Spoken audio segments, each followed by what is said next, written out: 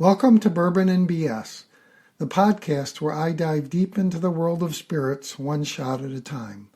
I'm Mike Fody, founder and director of the Bison Bourbon and Spirits Training Company, where my goal is to help you master spirits and guide your future bottle choices.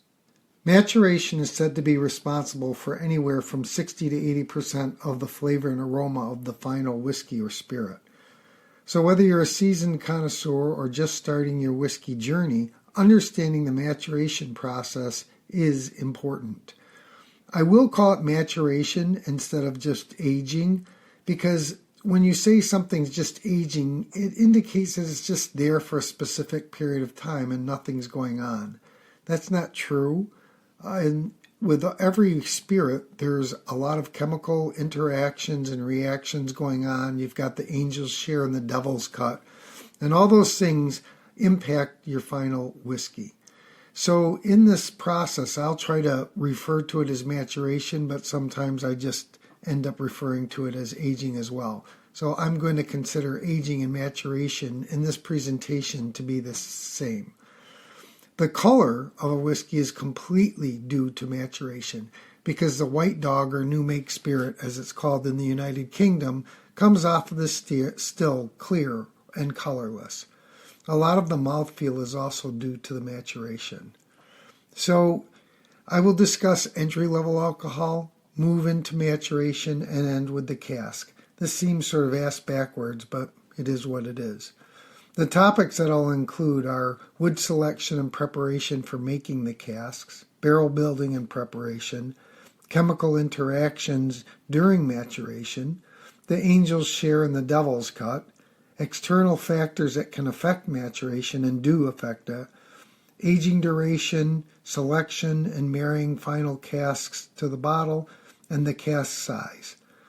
So the first topic is entry proof.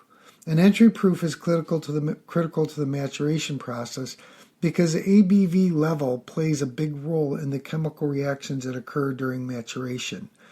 The higher the entry proof, the more chemicals or the different chemicals will actually be drawn out of the wood that the whiskey is maturing in and drawn into the barrel so that it can interact with the other alcohols and congeners in the barrel. A lower entry proof typically does not draw as many and the same compounds out as a high entry proof does. Now I'll step back for a minute and basically tell you the entry proof is the ABV of the new make spirit or white dog that's going into the cask from the heart of the distillation cut, which we already talked about distillation in a previous podcast. Again, so keep in mind that maturation indicates the important changes occurring and resulting in a completely different product at the end than what went into the cask at the start. This is what happens with both people and whiskey. I mean, as I get older, I do mature, I change. That's what happens with everybody and everything, including whiskey. So to understand and appreciate the maturation process, we have to understand the role of whiskey entry proof going into the cask. So let's dig a little bit deeper into this idea of entry proof. The first thing I'll talk about is flavor extraction. Lower entry proofs, around 50%, tend to extract fewer aggressive tannins and wood flavors from the barrel. This results in a smoother or less harsh and more balanced whiskey. Higher entry proofs, up to 62.5% for bourbon, can pull out more intense compounds which might lead to a harsher taste. Many countries regulate and dictate the minimum maximum entry proofs for distilled spirits because of this. Because ultimately, a bourbon needs to taste like a bourbon and a scotch needs to taste like a scotch. If a spirit is meant to become a bourbon and it comes out of distillation at 70% ABV, it has to be diluted to become 62.5% ABV based on U.S. regulations for bourbon. That way, whatever ends up coming out of that barrel tastes like bourbon and appears to be bourbon. So the aging dynamics, whiskey aged at lower proof allow for greater oxygen absorption, which enhances esterification reactions that contribute to sort of those fruity and floral notes that you may pick up from a whiskey. This leads to a richer and more complex flavor profile. Dilution and bottling also affects the entry proof.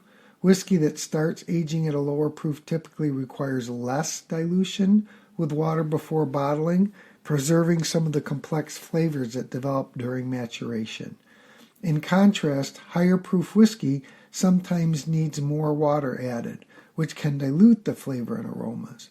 Many whiskeys are bottled at slightly above a 40% ABV by regulation, and thus must be proofed down to meet regulatory guidelines to become consistent with consumer expectations for the product. If somebody's buying Buffalo Trace, they want to buy Buffalo Trace. Plus, it also affects the amount of taxes that are paid. So whatever's in that bottle, you're paying tax on it based on the ABV. Some of the economic considerations with entry proof include historical challenges and legal entry proof limits, which were driven by economic factors. And now, because that's the way it was then, they're leaving it because they don't want to change the profile of the whiskey for fear that it might reduce sales. Higher entry proofs allow distilleries to produce more whiskey with fewer barrels, reducing storage and production costs. Additional factors that affect entry proof include phenolic compounds. Lowering the entry proof allows these compounds to dissolve into solution. That results in a different whiskey profile due to different chemical changes during the maturation process. The congeners are different. Entry proof affects the level of congeners, with higher proof reducing those originating from the barrel components. Extraction rate is different. Higher entry strength with more water leads to faster sugar absorption from the wood, shortening the maturation time. And then specific range. Optimal entry proof for congener levels appears to be between 120 and 125. So overall, the entry proof is a crucial factor in determining the character and the quality of the final whiskey. So again, lower entry proofs generally lead to smoother, more complex, and refined spirits. Higher entry proofs can result in more intense and sometimes harsher flavors, or a watered-down version of the original as water is added to reach the bottling proof. If the whiskey is not proofed down, there's usually significant heat or burn to the final product. Some of the issues can be altered during finishing or secondary maturation, which I'll discuss later. Interesting side note, I was reading a post on Facebook, I believe, and somebody was saying that individuals should not use the term smooth or smoother because that indicated some sense that you were a novice not knowing what you were doing. I disagree completely. I think that part of the whole whiskey journey is learning the vernacular, learning what vocabulary you need to use in order to communicate the experience that you're having with the spirit. And like all of us, when we first start, you don't have a vocabulary to do that. Mine's developed, but when I talk about smooth, I just mean that it feels better in my mouth. Other times I'll talk about harsh or bitter or biting. That means it's not as smooth to me. And so I think whatever vernacular or vocabulary you use is fine, and I wouldn't feel sorry about using any typical words regardless of what somebody else thought. The final verdict on best entry proof, there is none. It all depends on the spirit you're creating, and it's just one part of creating a great whiskey. It all comes down to what each person likes, and that's why I feel it's so critical for you to experience the spirit before you purchase it. Now let's move on to maturation. What happens once we put the new make spirit into the cask? There are primary and secondary aromas or aromatic compounds, congeners in oak. The primary aromas, these are the natural aromas present in raw oak, such as the fresh oaky flavor that you pick up and the coconuts, and they're primarily due to oak lactones. Then there are secondary aromas. These develop because of the toasting and charring process. They include vanilla, caramel smoke, spices like clove and nutmeg. Those kinds of things are all secondary aromas. And then the next influence is the influence of oxygen on whiskey maturation. Oxygen plays a critical role in maturation because it's through the process known as, of course, oxidation. It enters the barrel through wood pores, interacting with the whiskey to round out the harsher alcohols and meld flavors harmoniously. It brings them together. This interaction also leads to the formation of esters and aldehydes, which contribute to the fruity and floral notes, as I mentioned before. During the maturation process, you'll hear people talk about three things that are going on. First is additive processes. The cask imparts flavors and compounds to the whiskeys, such as sugars, colors, tannins, vanillin, and caramel. Then there's subtractive processes. The cask removes undesirable volatiles, sulfur compounds, making the whiskey smoother and more approachable. And it removes certain aldehydes and acids as well. And then finally, the interactive process. These involve complex reactions and interactions between the wood, the spirit, and oxygen, creating new and intricate flavors over time. The oxygen from the air creates new compounds such as esters, which again are fruity and floral, lactones, which are typically nutty, and the phenols, which are smoky. Also remember that there's sort of a filtration process going on as well, and that is because of the charcoal that has formed during the charring process. And that charcoal actually ends up absorbing some of these chemicals that may be unwanted. For instance, some of the heavier phenols, taking away the sulfurs, those types of chemicals. So the charring really doesn't change the chemical interactions as much as it does cause subtraction of things that some people don't enjoy. So let's move on to the impact of the environment on whiskey maturation. And I'm talking about the environment in the warehouse. That's the internal environment. So there are temperature and humidity fluctuations, and those cause the casks to expand and contract, allowing the whiskey to interact with the wood. The interaction helps in extricating flavors and compounds from the wood. Now also remember that there's expansion and contraction of the whiskey, the new make spirit, within the cask as well. So you've got a lot of factors that are playing a role here. The next thing is air circulation. Proper air circulation within the warehouse ensures a consistent maturation process by evenly distributing temperatures and humidity.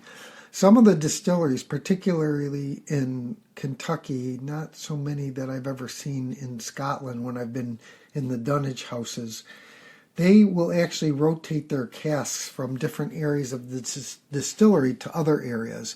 The reason they do that is because the environment that the barrel is experiencing is different at, say, the fifth story of a warehouse in Kentucky when the temperature is 100 degrees outside than it is at the bottom of the warehouse.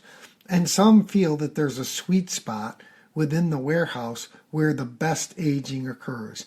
Again, I don't know about that. To me, if I like the whiskey, I drink it. If I don't, I don't. And I'm not sure that I'm going to pay a lot of extra money because it was matured in the heart of the warehouse. So the external environment plays a significant role.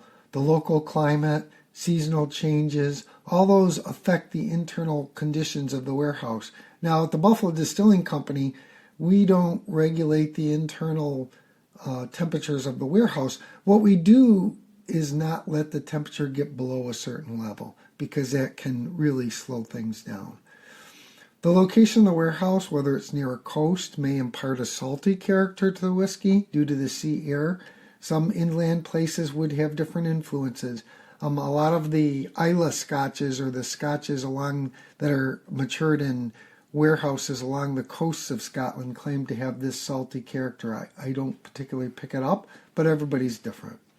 The rickhouse environment, thus, plays an extremely important role on the maturation process, and particularly whether the casks are at the top, middle, or bottom of the warehouse. Again, in Scotland and Ireland, the dunnage warehouses are cold, damp, moist environments. And so the evaporation of alcohol or or the water that's in the casks is much different than it would be in Kentucky, or let's say a rum being produced in the Caribbean. I highly recommend visiting a cask making company and taking a tour if you can. I visited the independent stave company in Kentucky and watched their process and the seasoning and all the things that the staves for the casks go through, or the wood that they use to make the staves. And I've also done a similar thing where they rebuild casks in Scotland. It's a fascinating process, and actually most of the people that are working in there, they end up getting paid by the number of barrels they produce during a day. So they get pretty damn good at it. So next, we put the staves together. What do you have to do? At the Speyside stave cooperage in Scotland, they actually are taking barrels that have been broken apart and putting them back together. At the independent stave company, they're building brand new barrels. The new staves put together, they use steel rings to do that. And you put the rings together before the heads are added and before the bunghole is cut, which is cut in a special stave that is wider than the others so that it will fit a plug. The next thing that occurs, once the cask has been built but there's no head on it or heads on it, that's when they either toast and or char the cask. And they actually shoot the flames up through the middle of the cask. You can see this happening on various videos on the internet, but to actually see it in person is pretty interesting. And they actually do steam the staves in order to make them bendable so that they can get them into the shape that they want to make the casks. And then once the rings are put on, that's when they toast it. The toasting's a lot less dramatic. They basically just sit the cask over a small flame that slowly toasts the inside of the cask, and it doesn't end up forming the char.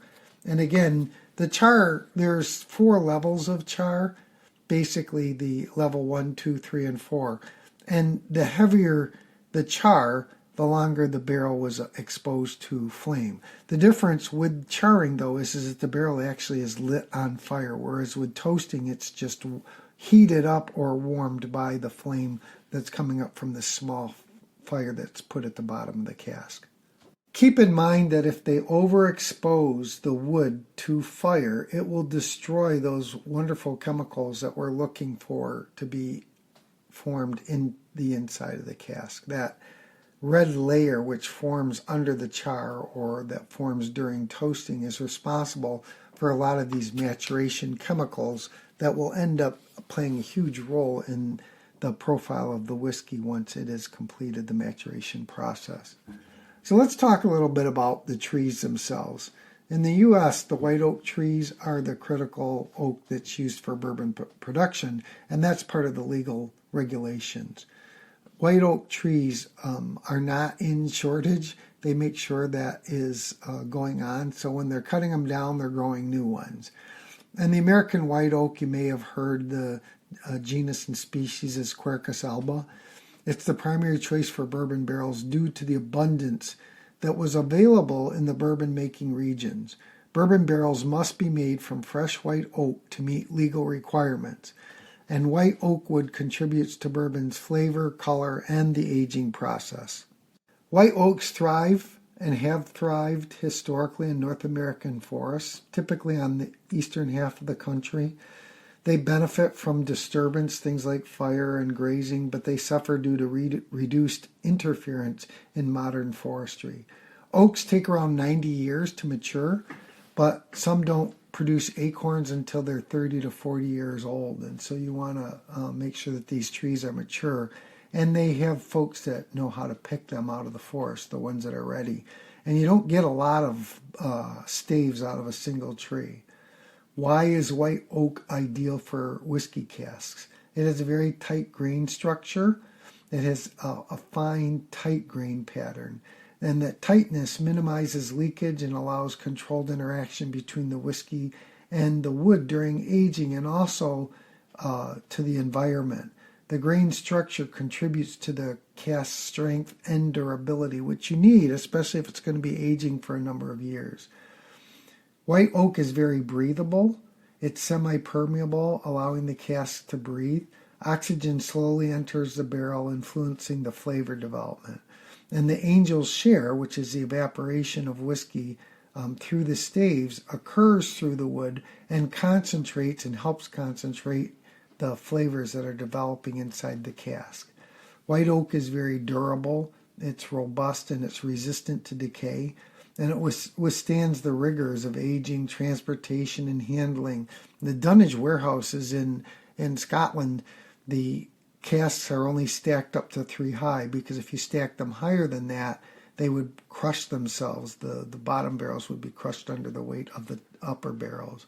So it's durable and ensures consistent quality over years of use.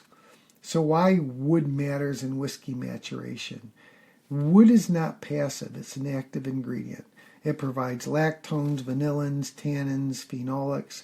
It gives color, particularly from the red layer and from the toasting, also from hemicellulose breakdown. It provides texture through the tannins, which gives you a different mouthfeel and perceived viscosity. And it allows for the oxidation and evaporation, or the breathing of the cask. Different woods, different chemical profiles, different whiskey outcomes. That's why in some countries, like France, for instance, they use Limousin oak. It's what was available, but it provides different chemicals. The prior contents of casks add secondary layers to flavors. So, for instance, in Scotland, typically you're maturing a scotch in a used cask. It was either a sherry cask of a variety of different sherries, or it could have been a bourbon cask, and now they're using all kinds of different things, cognac casks, etc. There's also sometimes residual liquid, most of the time, in the staves. That's also known as the devil's cut. Absorbed compounds in the woods will end up being in the whiskey. And then you can have microbial and chemical transformations. Many of the stave companies in Kentucky and around the United States actually season the wood that's going to be used to make the staves. And in that seasoning process, it can sit outside for 6 to 12 or 18 months, during which time bacteria and other microorganisms, including molds, will penetrate the wood, and ultimately that ends up being in the wood when the barrel is charred and produced, and so it can influence the final profile of the whiskey. So now I'll compare and contrast different species of oak that is used to produce whiskey. And again, I already mentioned white oak, which is the preferred species in the United States, and it's the most common species used. That's just because of bourbon and the fact that in the UK a lot of used bourbon barrels are used as well. The key characteristics are it has a high level of oak lactones, which provide coconut and sweet wood toasted notes. It has a lower tannin content, so it can be a softer, sweeter profile. Tight grain, which is less leakage, but it's also slow extraction. High vanilla potential, which comes from vanillin, another chemical that's found in the wood. So the flavor contributions are vanilla, caramel, coconut, sweet spices, light tannin, and the toasting and char amplifies the caramelized sugars. The typical uses are, of course, bourbon, American single malt, and then secondary maturation for Scotch, Irish, and Japanese whiskey. Let's move across the ocean and talk about European oak, which is also called Quercus robur or Quercus patriciae. It's commonly used in sherry casks, some wine casks, and high-end Scotch finishing. The key characteristics are high tannin content, which gives it a more structured grip dryness to it. Lower lactone, so you get less coconut, more spice. It's more porous, which means there's faster extraction and oxidation. The flavor contributions include dried fruits, baking spice, clove, nutmeg, those kinds of things. They can have a more tannic grip or dryness, tightness to it, the flavor. It's usually richer and a darker color development. Typical uses are sherry butts for particularly Oloroso, the PX or Pedro Jimenez, and the Fino. Port pipes, cognac pipes, as well as some casks, especially French oak is used. It's also called Limousin oak. But Limousin oak is a separate species. Limousin oak is Quercus sessiflora or Quercus patriciae. It's widely used in wine, increasingly used in whiskey finishing. The key characteristics are medium to high tannins. It's got a very nice structure, fine grain, slow extraction, refined flavors. The flavor contribution are baking spices, clove, cinnamon, nutmeg, toasted almond, creme brulee, subtle fruit. Typical uses are for wine casks, which are like a Bordeaux or a Burgundy, cognac casks, and high-end experimental bourbon finishes. Now, I think it's very interesting to stop for a minute and think about the fact that not all of these woods are being used as casks. Some of them are being cut up and they're being thrown into the cask. So you might have a bourbon cask in Scotland where somebody throws in some staves or chunks of Limousin oak in order to influence the final profile of the whiskey. So while the wood may be used to make barrels, it can also be used to influence the whiskey that's already in a barrel that's been made. Let's move on to Japanese oak or Mizunara oak. It's Quercus mongolica. It's very rare, it's expensive, and it's notoriously difficult to cooper, and it can be very leaky. The key characteristics are that it's porous, rapid oxidation, high levels of oak lactones, but different profile than American oak lactones. It often leaks, requiring long seasoning. Flavor contributions include sandalwood, incense, coconut, exotic spices, subtle tropical fruits.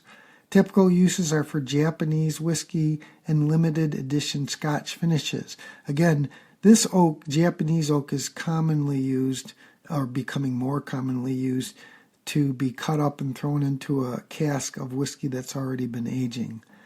And then some other less common oaks, but they're still growing in use, is Hungarian oak, which is very similar to French oak, but a little bit more spicy in nature, clove, black pepper, toasted bread.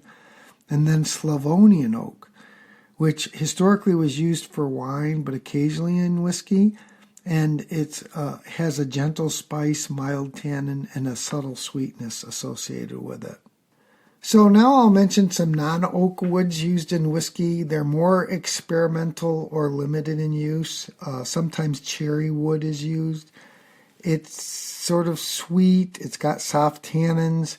It can provide almond or a marzipan, floral tones. It's used for finishing staves, and some American craft distilleries are using it now. Maplewood. It's a softer wood, so it's very low in tannins. It can provide notes of maple syrup, toasted sugar, and a gentle smoke. It's often used in a similar way as the previous cherry wood, and that's by taking staves of it or chunks of it and adding it to casks or using it for finishing for flavored whiskey. Some places are now using applewood. It's light, fruity, aromatic. The note you can smell sort of the apple skin. Orchard fruit is a soft smoke associated with it. It's used in smoking malt and stave additions like the previous ones. Hickory is another thing that's being used. It's strong, bold, smoky. It can have a barbecued smoke aromatic profile. It is charred and it has a savory spice. It's rare in whiskey maturation, but it's used to smoke malts. Acacia is another one. It's used in wine, occasionally in whiskey finishing, and it provides honey, floral, and bright fruit notes. And then finally, chestnut. Historically used in Europe, it provides nutty, sweet, and mild tannins, more oxygen transfer because it's more porous, which results in a faster maturation process. So let's move on to cask size. Is bigger better? That's what guys always say. Well, that depends on your goals, what you're trying to accomplish with your products. But here's a list of different cask sizes used to mature spirits and their effects on the maturation process. So the first one is called a blood tub, and you may not have heard of it. It's usually 50 liters, 30 to 50 liters, which is about 8 to 13 gallons. The quarter cask, which is 125 liters, which is about 33 gallons. The one that everybody's familiar with, that's used most commonly in the United States, is the American Standard barrel. That is about 200 liters or 52.83 gallons. The barrique, which is 225 liters or 59, almost 60 gallons. The hogshead, which can be 225 or 250 liters, which is about 60 to 66, 67 gallons. And then finally the sherry butt, which is 475 liters, approximately 125, 126 gallons. And there is one size that's 600 liters, which is almost 160 gallons. So why do we care about that? The reason is the smaller casks result in a faster maturation.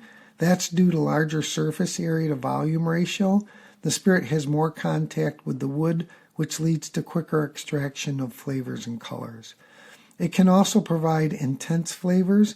The casks impart robust flavors such as vanilla, caramel, and spice in a shorter time frame. But short is not necessarily good. It just depends. If you like it that way, that's fine. A lot of new distilleries or startups use smaller casks because they have to generate products so that they can sell it and keep their doors open. You know, if you are not making some money here, you're not going to be able to survive. And especially right now with sort of this downturn in the market that everybody's talking about, you need to get your product out on the market. That's also why a lot of these places will produce vodka and gin or Krupnik, because basically all you're doing is distilling all the flavor and aromas out of the product and selling it as vodka or, gin, where you actually have to impart some flavors based on the recipe of the spices and other compounds that you throw into your various gin types. Then sort of the medium-sized casks, which include the American Standard barrel, the barrique, and the hogshead.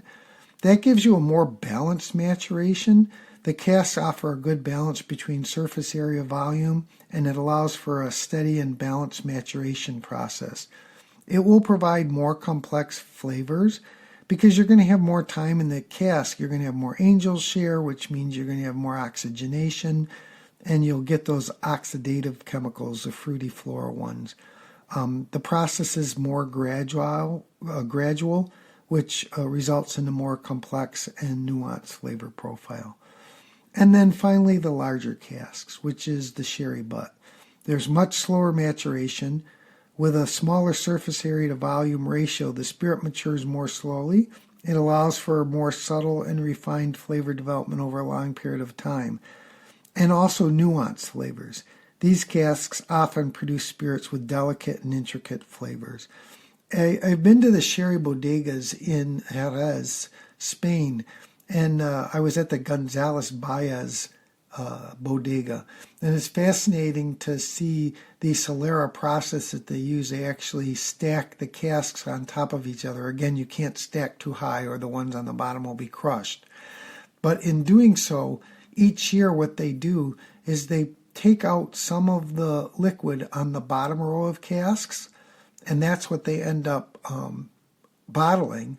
And then they take some of the liquid in the second row of casks and fill up the casks at the bottom that they had just taken part out and continuously down. Then that's the Solera process. Now, Glenfiddich in Scotland, they have a Solera vat, which they do the same thing with. So ultimately, you really never know what age the product is in that cask or in that vat, because it continually has new product from the row above it added to it. But at the Glenfiddich distillery, the youngest product that they ever put in that vat is 15 years old, and that's why they have a 15-year-old Solera product, and I actually like it quite a bit. So again, I talked about the reasons for the smaller cask because it causes faster maturation. You get your product out on the market, and it can cause more intense flavors as well. Additionally, it offers the ability to do some experimentation. Smaller casks are often used for experimental batches or limited editions just to see what it's like. I've got 4 very small bottles. They're not even 375 ml bottles that somebody had tried a Grand Marnier finish, just different kinds of finishes. And if you do it in a smaller cask, you're not investing as much money in it, and you can get an idea of whether you like it or not. Also, they're more efficient for space. If you're limited in the amount of warehouse space you have, you can fit more smaller casks than you can large casks. And you can also use it for marketing and exclusivity. Limited cask releases aged in smaller casks can be marketed as an exclusive or a special edition. Again, I wouldn't buy this stuff unless I tasted it, because a lot of times that rapid maturation doesn't give you the complexity that I look for in a spirit. So next I'm going to talk about some different wood forms that are used in maturation. So we've already talked about full casks, which is the traditional method. It provides slow, steady extraction. The spirit is influenced by the wood species, the toast or char level, and the cask size, as I just got done talking about. Then you have staves, and the staves are inserted into casks to increase surface area. It causes faster extraction and allows blending of multiple wood types. Some producers use wood chips or chunks, and what those do is they have a very high surface area, and that also provides rapid extraction. It's used mostly in craft distilling and accelerated maturation experiments. Think about it just like with ice in your whiskey. If you use one big ball or one big block of ice versus a whole bunch of chips, the chips will cause more rapid cooling because there's more surface area exposed to the spirit. Same idea with using wood chips and chunks. Then you have wood spirals and honeycombs. Those are designed for maximum surface area, controlled extraction with predictable patterns. Next, I'll talk a little bit about casks previously holding other liquids. For instance, one of the big things these days, especially for finishing, are red wine casks. Those could be a Bordeaux, a Burgundy, whatever kind of wine, people using all kinds of things. What they add are some dark fruity flavors or aromas, blackberry, plum, tannins, wine acidity, and often it's French oak. And some folks are using white wines as well. So Chardonnays, Sauternes, Rieslings, those kinds of things. And depending on which wine they use, it could add honey, apricot, citrus, floral notes, and a sweetness, especially the Sauternes. Port casks are also used. Ruby port, which gives a bright red fruit, jammy sweetness. Tawny port, which is more nutty, caramel, dried fruit. And white port, honey, citrus, and floral. Just remember to look at your labels. And I already did a podcast on labels, but it's always worth examining and reading what your spirit has been exposed to in order to get an idea of the profile. Probably the biggest previously held liquid cask is sherry casks. And that could be Oloroso, which provides dried fruit, walnut, leathery, spicy, high tannin, deep color. Pedro Jimenez, or PX, it's extremely sweet and provides notes of raisin, fig, molasses, and chocolate. Fino, or Manzanilla, that gives you a light, saline, almond, bright, acidy profile. And then the last one I'll mention is Amontillado, which is nutty, oxidative, or caramelized. Now, if you go to a distillery, like, for instance, I'll never forget when I was at the Springbank Distillery in Campbelltown, when we were getting the casks that we were going to be filling for the maturation process, I was surprised by the fact that as I rolled the cask the first time, I could hear liquid sloshing around. Well, that does two things. It's some of the sherry left in the cask. And again, think about the devil's cut and the fact that you're using that to finish the spirit. So you're going to get the sherry that's in the wood, But they also leave a few liters, I don't know exactly how much, in the casks. And that also stops the cask from drying out. Because, of course, if the cask dries out, it's going to leak when you put the whiskey in there. So they make sure that they leave a certain amount of liquid in each one of the casks. Some other pre-filled casks that are being used now, and it can be very popular, are honey casks. They add a lot of sweetness.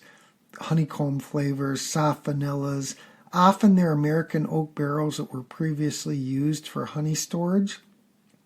Maple syrup casks are being used quite a bit. It's very popular in American whiskey finishing.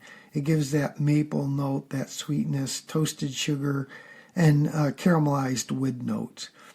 And then some of the other interesting things that quite honestly don't interest me are stouts, which provide chocolate, coffee, roasted malt.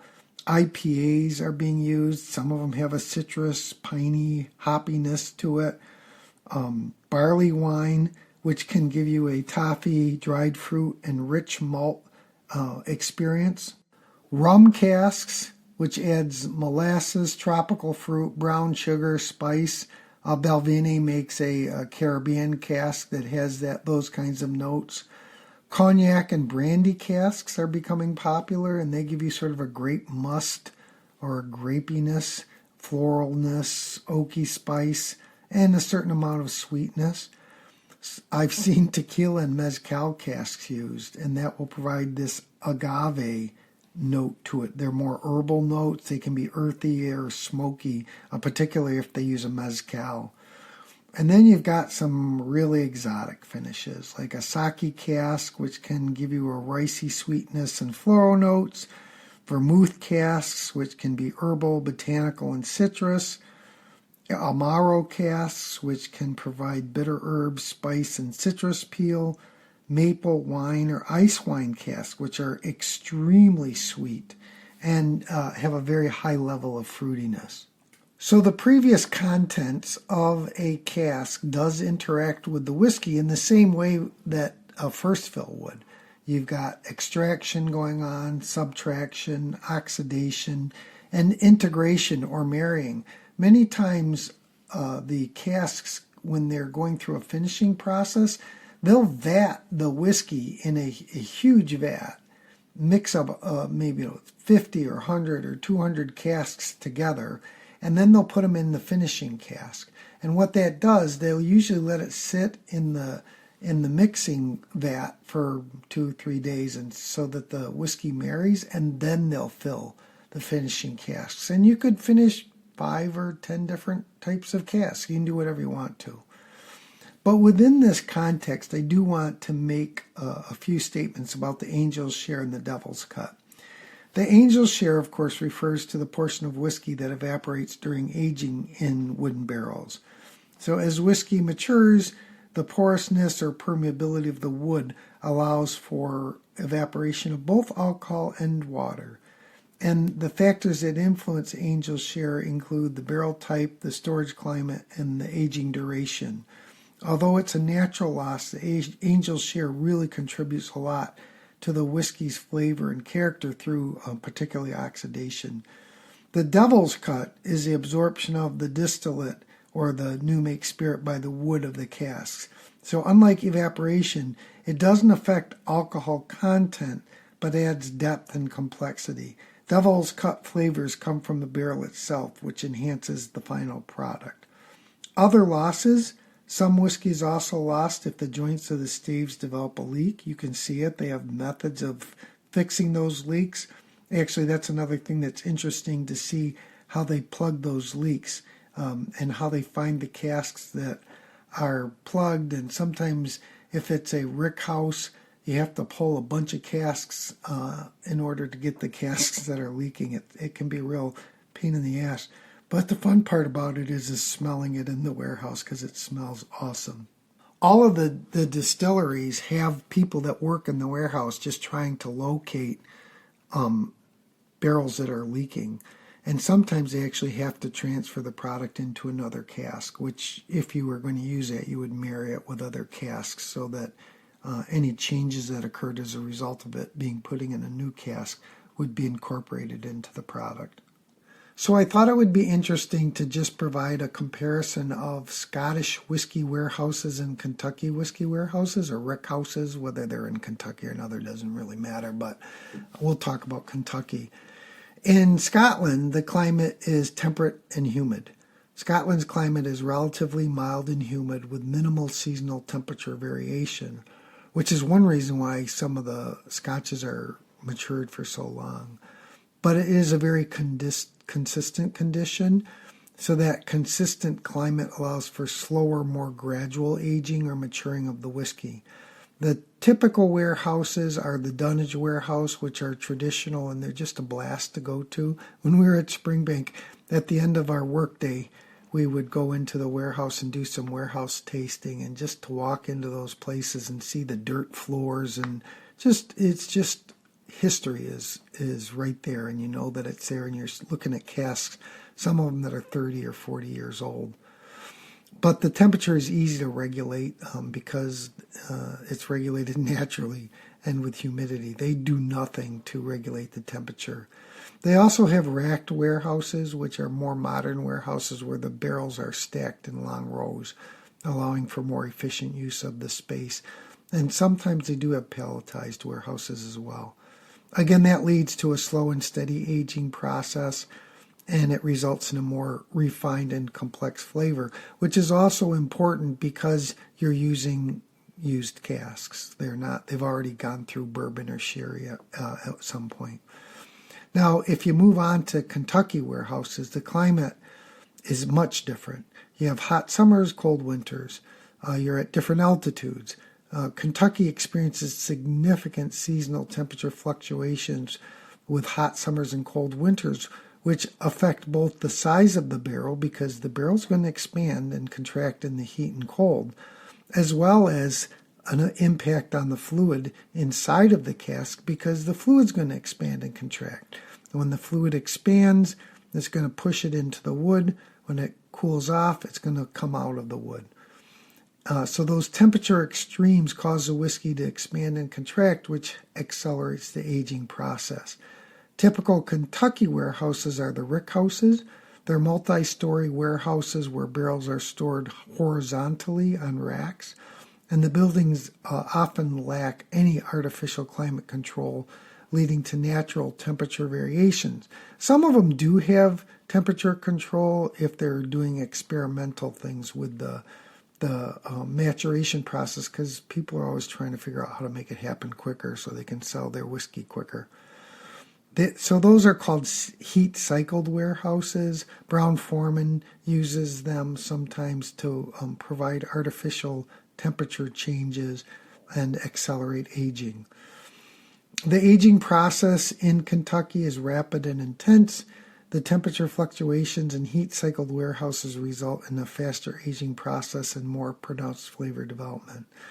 So in summary, Scottish whiskey warehouses offer a more stable, consistent aging or maturation environment, and that leads to a slower maturation process, whereas Kentucky warehouses leverage temperature extremes to accelerate aging and develop robust flavors. Both methods contribute to the unique characteristics of their specific spirits. I thought it would be interesting to review some practices of renowned bourbon producers. So Maker's Mark, unlike most distilleries, Maker's Mark rotates their barrels in the rickhouse during aging. The barrels start on the upper floors for 3 years and then move to the lower floors. And this rotation, they feel, ensures consistent flavor development and minimizes variations due to temperature and humidity. Another one is Pappy Van Winkle. It's a highly sought-after bourbon, and it has an intriguing history. The Stitzel-Weller distillery, which is pre-2002, produced the original Pappy Van Winkle. After 2002, Julian Van Winkle III began distilling at Buffalo Trace. But Pappy Van Winkle expressions are now produced using the traditional wheated mash recipe at Buffalo Trace, with barrels carefully selected from the heart of the aging warehouse. Remember, I mentioned that that people feel like the top is different than the middle, is different than the bottom, is different than the right side and the left side and the east side and the west side of the rick house. Well, with Pappy Van Winkle, they have an area that's the heart of the warehouse, which they feel produces these fine whiskeys. I'm not sure that it does. They're probably very good, but I am not really willing to pay over $1,000 for a bottle of whiskey. So I want to step back, which I always do because sometimes I'm asked backwards, and talk a little about oak harvesting and preparation. Again, I mentioned the ideal trees are 80 to 100 years old, growing in steady weather conditions. You don't want it to be too wet or too dry. As far as sawing the oak trees are harvested and the heartwood is carved into the staves. Each tree yields enough wood for about 3 casks. The staves are cut in a way that prevents leakage when they're assembled into a cask. The staves are dried after they're cut. They usually contain about 60% water. Cooperages air dry the lumber for several months to a few years, depending on the oak species, and the gradual drying prevents cracking and allows tannins and unwanted compounds to break down. The stave shaping occurs before assembly. They're bent into the shape by heat steaming and wetting them. There's a natural seasoning process. It's also known as air drying. Natural seasoning involves leaving oak staves outdoor to dry slowly, and during this period the wood interacts with the environment, leading to a significant change in the wood. And the benefits that seasoning provides is it gives stability. The slow drying allows the wood fibers to contract gradually, making the staves more stable. This reduces the risk of splitting or cask leakage. There's a chemical transformation that goes on. The wood matures as its chemical composition changes. Bitterness and astringency decrease while aromatic properties increase. And tannins, they diffuse across cell walls, and so those are usually reduced, and that causes the dryness, the astringency that you might pick up in a spirit. They do provide aroma enhancement. Desirable volatile compounds such as phenolic aldehydes increase during natural seasoning. Disagreeable oak compounds and sawdust decrease. Duration. The optimal seasoning time varies. European oak benefits from around 2 to 3 years, while American oak requires 1 year to 18 months due to the difference in tannin levels. There's also artificial seasoning. Of course, everybody's always trying to make things go faster so they can get their product out quicker. And that involves kiln drying the wood in a controlled environment for 6 to 8 weeks. It's faster than natural seasoning, but riskier. You're not going to develop the same level of microbes in the wood and the same changes if you rush it.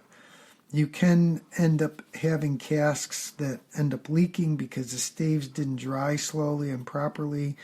The tannins may not have been removed, so the aromatic profile may be affected by not allowing for normal seasoning. So patience, both in maturation and seasoning, is very important. A little bit about the cask production process. And again, I encourage you to go to a cooperage if you get a chance. They're the big ones like Independent Stave. There's a couple in Ohio. You can visit them, but I think you have to make up a reservation for a tour. I have gone to the Adirondack Barrel Cooperage in New York State, which is where the Buffalo Distilling Company sources its casks, and it's always a fascinating process. The coopers assemble the staves into a barrel shape. They use flat metal rings to hold the staves in place, and reeds actually to stop the heads from leaking. A bung hole is cut in the center of the largest stave, which will be plugged with a bung and faced upward during the years of maturation process in the rick house, assuming that they're maturing the whiskey on its side. There's no screws, nails, or other devices used to hold the cask together. It's just those rings. And then finally, the next part of the process is toasting, and that gently cooks the wood. It teases out those complex flavors and aromas. And during this step, the staves are just heated. They're not burnt. and that converts hemicellulose into sugars and creates that toasted red layer just below the char level when you're charring it. And again, the effects of toasting is to add flavors, some subtle notes like vanilla, caramel, and nuttiness. It can add some more nuanced flavors of sweet spices and toasted wood, and it can change the texture of the spirit during the maturation process. Charring is, of course, as I mentioned, much more intense. The wood surface is actually ignited, and there are 4 levels of char. Most of the casks at the Buffalo Distilling Company, actually all of them that I've seen, are either level 3 or level 4. And level 4 is called alligator char because the inside of the wood gets burnt so much it looks like the skin of an alligator. And the effects are the same because you're going to have a smoky, spicy flavor it can add when you char it. It also can act as a filter. You might get some smokiness. And the charring definitely deepens the amber color of the whiskey. It's fascinating. We have a product at the Buffalo Distilling Company called Whiskey Plank, and it's a 7-grain whiskey. So how do we do that? Well, we have malted and unmalted barley, malted and unmalted rye, malted and unmalted wheat, and then corn, of course. And so that's how you get 7 grains. But the interesting thing about it is that all of that makes a big difference when you look at the color of the product. And we have a 7-grain or a whiskey plank that was aged about 3 to 4 years, and we've got one that's 5 to 6 years. And when you look at it, it's aged or matured identically, but the color is so much deeper in the whiskey that was aged for the longer period of time. So just remember there's a sort of a dance between toasting and charring, because if you go too far with the toasting, it ends up being a char level 1. After the charring, you have some pre-filling seasoning. So after the cask is assembled, you put some water or bourbon in it because that causes the wood to swell. It identifies any potential leaks and allows you to fix those before you actually sell the casks. And remember, without white oak, there is no bourbon. The industry is actively seeking sustainability solutions to address the impending decline in white oak availability. But at this point in time, everything I've read is that there isn't a shortage. And now maybe with the slowing down of the industry, the use of white oak for casks is going to slow down a little bit. And that can go to increasing the amount that's out there.